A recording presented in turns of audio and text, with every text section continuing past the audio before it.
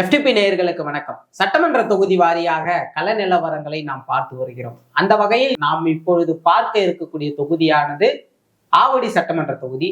ஆவடி சட்டமன்ற தொகுதி பற்றிய ஒரு முழு அலசலை இப்போது நம்மோடு பேச வம்சி அவர்கள் இணைந்திருக்கிறார். வணக்கம். வணக்கம் சதீஷ். ஆவடி சட்டமன்ற தொகுதியில் கடந்த கால வரலாறு எப்படி இருக்கு, அங்கு வாக்களிக்கும் முறையானது எப்படி இருக்கு, அதை பற்றிய உங்களோட பார்வையை சொல்லுங்க.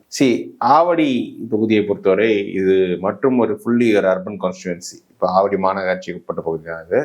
ஸோ இதில் இப்போ கடந்த 3 தேர்தல் பார்த்தோன்னா 2011 அதிமுக ஜெயிச்சிருக்கு, 16 அதிமுக மறுபடியும் மீண்டும் ஜெயிச்சிருக்கு, பாண்டியராஜன் அவர்கள் ஜெயிச்சிருக்காங்க.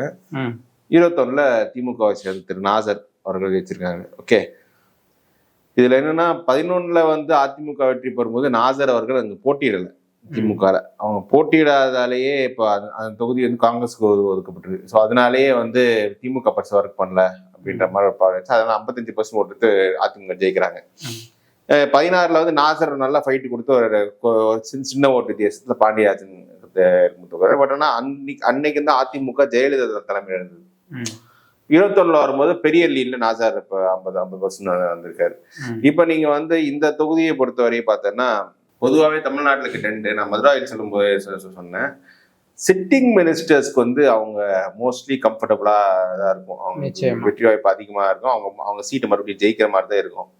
சிட்டிங் மினிஸ்டர்ஸ்க்கு அவங்க சீட் ரிட்டைன் பண்ற ட்ரெண்ட் 2011 இருக்கு. ஸோ பல சிட்டிங் மினிஸ்டர்ஸ் அவங்க தொகுதியை நல்லா பாத்துக்கிறாங்க, அவங்க நெட்வொர்க் உள்ள இருக்கு, அதை வச்சு ஜெயிச்சிடறாங்க. ஸோ நாசருக்கு அது பொருந்தும். ஸோ இப்போ இது நிச்சயமா நாசருக்கு ரொம்ப ரொம்ப ஃபேவரபிள் சிச்சுவேஷன் தான் இருக்கு. ஸோ திமுகவுக்கும் அதிமுக அணிக்கும் இருக்கிற டிஃப்ரென்ஸே பெருசா இருக்கு. இப்போ நீங்க 24 ரிசல்ட் பார்த்தோன்னு வச்சுக்கோங்களேன், அதிமுக பாஜக சேர்த்து கிட்ட 30% தான் இருந்திருக்கு. கிட்டத்தட்ட பாண்டியராஜன் 2021 எடுத்த ஒரு ஓட்டு தான். அது அந்த ரேஞ்சில் தான் இப்போ நீங்க 24 ரிசல்ட்டே வருது.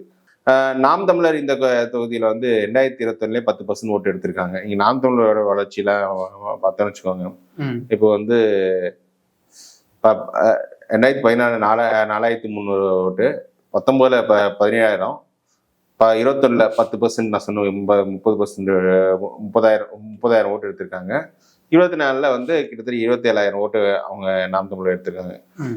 இந்த அடிப்படையில் பார்க்கும்போது இப்போ நாம் தமிழர் இப்போ 24 அது 11% ஓட்டு ரிட்டைன் பண்ணியிருக்காங்க. ஸோ அவங்க நாம் தமிழர் நல்ல கேண்டிடேட் போடும் பட்சத்தில் இந்த ஓட்டு நல்லாவே ஃபர்தரா ரிட்டைன் ஆகும். விஜய் இந்த தொகுதியில என்ன இம்பாக்ட் ஏற்படுத்துவார்னா, என்னை பொறுத்த விஜய் ஒரு அதிமுக பாஜக ஓட்டு நிறைய கொஞ்சம் இங்க டேமேஜ் பண்ணணும்னு நான் பாக்குறேன். ஏன்னா தொகுதி மோஸ்ட்லி அதிமுக கண்டெஸ்ட் பண்ணாது, பாஜகவுக்கு கொடுத்துருவாங்க. பாண்டியராஜன் மறுபடியும் சீட்டு கொடுப்பாங்க, இங்க கொடுக்க மாட்டாங்கன்னு நான் நினைக்கிறேன். அவர் இங்கே விருதுநகர் சீட்டு வாங்குவாரு. அவரையும் பாஜக வேட்பாளர் தான் இங்க நிறுத்தாங்க. பாஜக வேட்பாளர் இருக்கும்போது ஓட்டு டிரான்ஸ்ஃபர் பெருசா இருக்காது.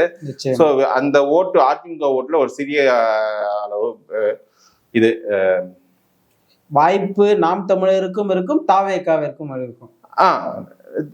நாம் தமிழருக்கு இருக்கும். நாம் தமிழர் அந்த ஓட்டு ஒரு ரிட்டைன் பண்ணுவாங்கன்னு நான் நினைக்கிறேன், அரௌண்ட் 10%. தாவேகாவுக்கு ஒரு நல்ல கேண்டிடேட் போட்டு நாம் தமிழருக்கும் டேமேஜ் பண்ணுவாங்க. பட் அதிமுகவுக்கு ஒரு நல்ல டேமேஜ். அதிமுக அவங்க அதிமுக அணி பாஜக அணி சேர்த்து மொத்தம் 30% ஓட்டு இங்க வச்சிருக்காங்க.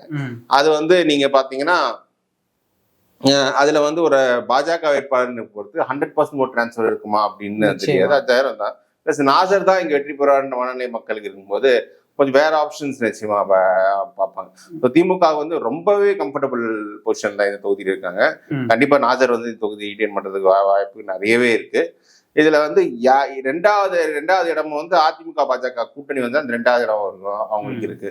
ஸோ இப்போ தாவேகா எந்த அளவு ஓட்டு டேமேஜ் பண்ணுது, நாம் தமிழர் எந்த அளவு ஓட்டு ரிட்டைன் பண்றாங்க, அதிமுக எந்த ஓட்டு ரிட்டைன் பண்றாங்கன்னு பொறுத்தா இருக்கு. இது நிச்சயமா ஒரு ஃபேவரபிளான தொகுதி தான் திமுக. அப்ப திமுக நிச்சயம் வெற்றி பெறக்கூடிய தொகுதிகள்ல நிச்சயமா நம்ம இதுக்கு முன்னாடி பேசும்போது கும்மிடி பூண்டி பூந்தமல்லி போன்ற தொகுதி ரொம்ப கம்ஃபர்டபுள் சொன்னேன். அதே வரிசையில் இந்த தொகுதியும் ரொம்ப கம்ஃபர்டபுள். நாசர் கண்டிப்பா ஒரு சீட் ரிட்டைன் பண்ணுவார், எந்த ஒரு சந்தேகமும் கிடையாது. அதிமுக இந்த இடத்துல வேட்பாளர் நிறுத்தும் போது மேலும் கொஞ்சம் வலிமை கூட்டலாம். அதுக்கான வாய்ப்புகள் ரொம்ப குறைவுன்னு நினைக்கிறேன். அதிமுக இங்க பெரிய கேண்டிடேட் யாரும் கிடையாது. நான் சொன்ன 2011 ஜெயிச்ச கேண்டிடேட் நாசர் உறவினர் தான். 14 ஜெயிச்ச பாண்டியராஜன் இங்க மறுபடியும் சீட்டு கேட்க மாட்டாரு. பாஜக எங்கேயே சீட்டு கொடுத்தாங்கணும், அதுக்கு ஆவடி தொகுதி முடிச்சு கொடுத்துருவாங்க. அது கேட்டாலும் நம்ம பார்த்து 24 ரிசல்ட் எடுத்து பார்த்தோம்னா அதிமுக அணியை விட பாஜக அணி அதிக ஓட்டு 18% அதிக ஓட்டு எடுத்திருக்கு. நிச்சயமா அதனாலேயே அவங்க வந்து பிஜேபிக்கு தான் ப்ரிஃபர் பண்ணுவாங்க இந்த தொகுதியை. நாம் தமிழர் எந்த அளவுக்கு அந்த 10% 15% ரீட்டைன் பண்றாங்கன்றது பார்க்கணும். என்னை பொறுத்தவரைக்கும் தாவேகா நல்ல கேண்டிடேட், ஒரு பெரிய எல்லா செக்ஷன்ஸ் ஓட்டு அட்ராக்ட் பண்ண ஒரு கேண்டிடேட் இருந்தால் நாம் தமிழருக்கு வந்து நல்லாவே ஒரு டேமேஜ் இந்த தொகுதியில் இருக்கும். அதிமுக பாஜக கூட்டணி அதிமுக ஓட் டிரான்ஸ்ஃபர் ஆகாது, அதுவும் விஜய்க்கு பெரிய ப்ளஸ் அமையும். ஆனாலும் எது பண்ணாலும் வந்து ஃபர்ஸ்ட்டுக்கும் செகண்டுக்கும் டிஃபரன்ஸே பெருசா இருக்கிறதால திமுக இங்க ரொம்பவே கம்ஃபர்டபுளா இருக்கு. ஆனா நாம் தமிழருடைய வளர்ச்சி மற்ற தொகுதிகளை கம்பேர் பண்ணும்போது இங்க கொஞ்சம் பெருசாவே இருக்கிறதா பார்க்க முடியும். அத நகர்ப்புற தொகுதிகளில் இந்த வளர்ச்சின்றது புது கட்சிகள் பெருசா கட்டமைப்பு இல்லாத கட்சிகள் நல்லாவே இருக்கும். கொஞ்சம் அவங்க கொஞ்சம் அன்ஆர்கனைஸ் ஓட்டர்ஸ் நல்லாவே நகர்ப்புற பகுதிகளில் ஈஸியா எடுத்துடலாம். அதுதான் நாம் தமிழருக்கு இந்த பகுதியில் பார்க்குறேன். கொஞ்சம் வீக்கர் செக்ஷன்ஸ், கொஞ்சம் தலித்ஸ் மத்தியில கொஞ்சம் நல்ல வரவேற்பு அந்த கட்சிக்கு இருக்குன்றதால கொஞ்சம் அங்க வரவேற்பு நல்லா இருக்கு. இந்த அன்ஆர்கனைஸ் போட்டு நாளைக்கு விஜய் பக்கம் போதா நாம் தமிழரோட இருக்குதான்றதுதான் அங்க போட்டி. அதான் சொன்னேன், 1 2 யாருன்னு கன்ஃபார்ம் சந்தைகள்ல 1 திமுக அணி, ரெண்டாவது வந்து அதிமுக அணி. அதிமுக அணியில மோஸ்ட்லி பாஜகவுக்கு தான் இந்த சீட்டு கொடுக்கப்படும். 3வது 4வது யாருன்றதுதான் இங்க போட்டியே நடக்கும். அதுல வந்து விஜய் எப்படி எவ்வளவு ஓட்டு எடுத்து வராருன்றது நம்ம வெயிட் பண்ணி தான் பார்க்கணும்.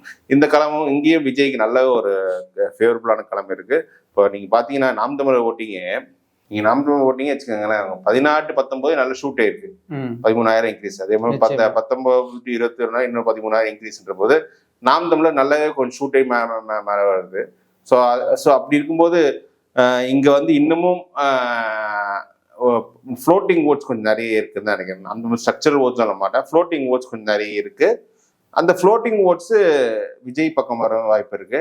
ஒரு நாம் தமிழர்ல இருந்து ஒரு யார் நிக்கிறாங்கன்றது நம்ம சரியா தெரியல. அவரு புதுமுக வேட்பாளர் தான் போட போறாங்க விஜய் மாதிரி. அப்படி இருக்கும்போது கொஞ்சமாவே ஒரு ஃப்ளோட்டிங் ஓட்ஸ் அவங்க நாம் தமிழ் தக்க வைக்குதா இல்லைன்னா விஜய்க்கு அது போகுதான்றது தெரியல. ஆனா அதிமுக அணின்னு நான் சொன்னேன், அதிமுக பாஜக ஓட் டிரான்ஸ்ஃபர் பிரச்சனை இஷ்யூ கொஞ்சம் ஒரு சிறிய அளவு அதிமுக ஓட்டு வந்து இங்க வரும். ஆனா மொத்தமாவே அந்த அணி 12% ஓட்டு தான் எடுத்திருக்காங்க. தேமுதிக 12% எடுத்திருக்காங்க போது ஒரு சிறிய அளவு ஓட்டு வந்து பாஜக வரும் தான், ஒரு சிறிய அளவு ஓட்டு வந்து தாவேக்காக வரும் தான் நினைக்கிறேன். ஸோ அப்படிதான் இந்த தொகுதியை பிறகு இதுதான் நிலவரம். நிச்சயமா 2024 அந்த வாக்கு சதவீதத்தை ஒப்பிட்டு பார்க்கும்போது இங்க ஆன்டி இன்கம்பன்ஸ் எல்லாம் பெருசா ஒர்க் ஆகல. அதான் சொல்றேன், நீங்க இந்த 2011 தமிழ்நாட்டு இந்த ட்ரெண்ட் வந்துருச்சு.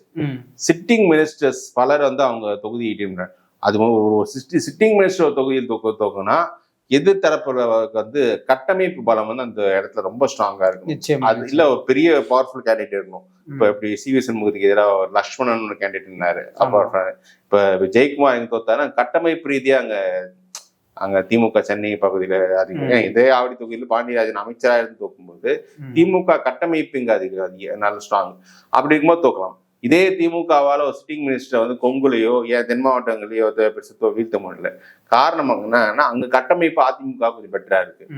இங்க வந்து இப்போ சென்னையில அதிமுக கட்டமைப்பு அவ்வளவா இருக்காத அவங்க நாசரை வந்து எந்த விதத்திலுமே அவங்க சேலஞ்சே பண்ண முடியாது. இந்த சீட் இன்ஃபேக்ட் அவங்க அவாய்ட் பண்ண வைப்பாங்க. ஓகே, அப்ப குறிப்பா பார்க்கும்போது இது வந்து முழுக்க திமுகவிற்கு நிச்சயம் வெற்றி கொடுக்கக்கூடிய ஒரு தொகுதியா பார்க்கலாம்.